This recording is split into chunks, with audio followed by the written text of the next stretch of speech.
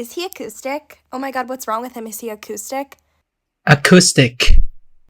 acoustic ពាក្យមួយនេះមានថ្នាក់ពាក្យជាគុណនាមហើយវាមានន័យថា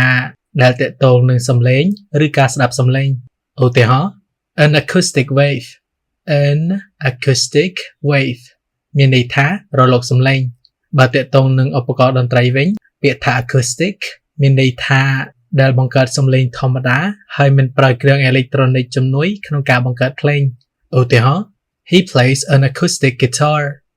he plays an acoustic guitar មានន័យថាគាត់ចេះលេងហ្គីតាដែលមិនប្រើគ្រឿងអេឡិចត្រូនិកជំនួយបើសិនជា slang វិញនៅថ្មីៗនេះមានមនុស្សជាច្រើនបាននាំគ្នាប្រើពាក្យ acoustic នេះជំនួសឲ្យពាក្យ autistic autistic ដោយចេតនាដោយពាក្យ autistic នេះជាទម្រង់គុណនាមនៃពាក្យ autism autism ដែលមានថ្នាក់ពាក្យជានាមហើយវាជាអសកម្មភាពក្នុងការទំនាក់ទំនងការយល់ចិត្តឬការយល់អារម្មណ៍របស់អ្នកនៅជុំវិញខ្លួនការឆាប់មានអារម្មណ៍ស្មុគស្មាញឬមិនស្រួលពេលមានសំឡេងរំខានឬពន្លឺខ្លាំងការមិនងាយយល់ពីអ្វីមួយលឿនដោយអ្នកដទៃឬការចូលចិត្តគិតពីអ្វីមួយដដែលៗម្ដងហើយម្ដងទៀតជាដើមដោយការប្រើពាក្យ autistic ផ្ទាល់អាចប៉ះពាល់ខ្លាំងទៅលើអ្នកដែលមានអាការៈនេះមនុស្សមួយចំនួននៅតាមបណ្ដាញសង្គមបានព្យាយាមជៀសវាងការប្រើពាក្យនេះដោយប្រើពាក្យ acoustic ជំនួសវិញ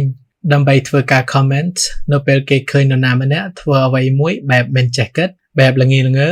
បែបល្ងងបែបចូលបែបមិនគ្រប់ទឹកឬបែបហួសចិត្តពេកឧទាហរណ៍គេអាចនឹង comment ដូចជា why did he do that is he acoustic